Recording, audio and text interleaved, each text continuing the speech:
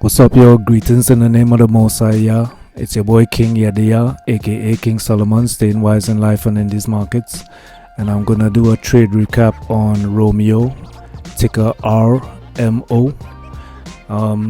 This morning, in our gappers list, we had a pre-market show on Beable Traders. That's a trading community I'm part of. It's run by Carlos and Norm. So 8:30 a.m. we have a pre-market show where we go through like the pre-market gappers list and stuff like that. And this ticker popped up today. This caught my eye today. So they had like a positive catalyst. This morning, ROMEO Power and PACCAR enter long-term supply agreement for Peterbilt 579 and 520 battery electric vehicles. So on Business Wire, that's a plus 53.3%. I guess that's the rating or something like that. And when you look at the fundamentals of the company, it's quite strong, you know. So the quarterly revenue is 48.5%, so that's good. Expected growth this year is 14.8%. Next year is 10.9%. Institutional transactions was minus 46%. So I think like maybe the big institutions like the hedge funds and stuff, they probably lost interest in this and probably sold out of it a little bit. I guess that's what this means. This was what I'm thinking. I'm not sure about that. I'm still in the learning process of the fundamentals, so bear with me if I'm wrong on that. But to me, this looks like institutions sold out of their positions, right? So they currently own about 9.2% of the overall stocks in ROMEO. So insider owned is 25.2%. All right, so overall to me this looks like a strong company, and it's part of like it's part of this electric vehicles, this EV sector, which is hot.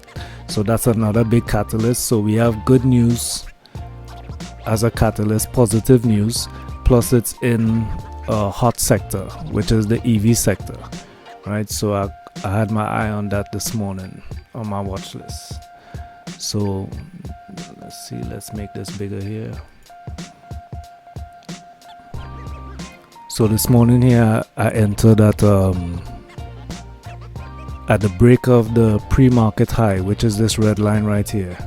So I entered at 922, ran up to here, added to my position at 993 for the break of 10, but we pulled back, got me a little nervous, so I secured my profit.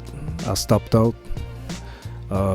When it ran up to here, which was 1031, which I really should have just re-entered here, but I guess I was cautious of this wick out. I wanted to make sure that it was really, you know, staying positive. So I re-entered here.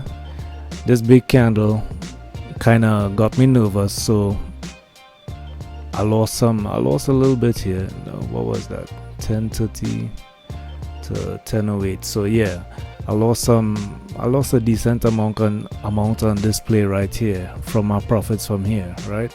So I kind of left it alone, went to look at other stuff, kind of lost on other trades and stuff like that. So I was kind of in the red. So I was just relaxing, looking at the market, trying to see where I could I was thinking, should I stop trading? Because they say you shouldn't over trade and stuff, you know. If you're in the red and stuff, you should just cut your losses and stuff like that. So I was looking for like at least a B plus to a A setup to try to regain some profits, you know. And I saw this, like, where was it? Let me see. This first pullback here was 1074 to 1044, right? So that's approximately 30 cents, right? So I was judging that kind of like a criteria of how far it pulls back for the run up, right? So you can see here it stopped at 1090, pulled back to 1068, right? So I'm looking at the pullbacks. The pullbacks aren't too big, you know. So I saw this pullback right here. when I was observing, I think I came in and started looking at it around this area, somewhere around 204, somewhere around here. So I saw it run up because I was waiting for a pullback. So I saw it run up, saw it pull back here. I thought this was gonna be enough from like 1174 to 1154, but I guess so. When I entered here on my buy position, it even dropped a little lower, but on falling volume, right? So you can see the volume is falling off with this play. So I thought, like, all right, let me add to the position again.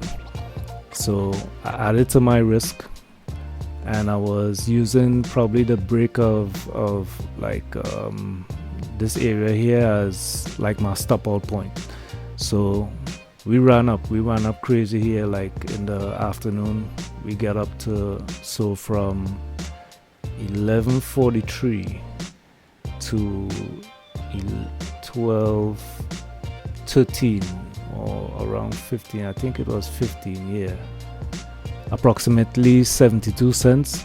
So I took a nice size position here, so I made back all my losses from today, and I'm quite happy with that, man. You know, this was a good trade.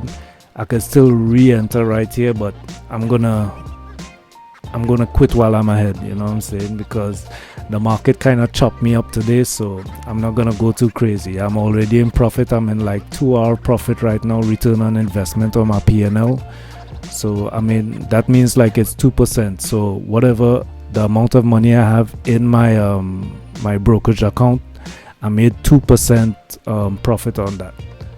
So right now it's looking like we're probably gonna go to at least $12.80, probably $13, but I'm not gonna jump in anymore. So yeah, that was my play for today. It was in play.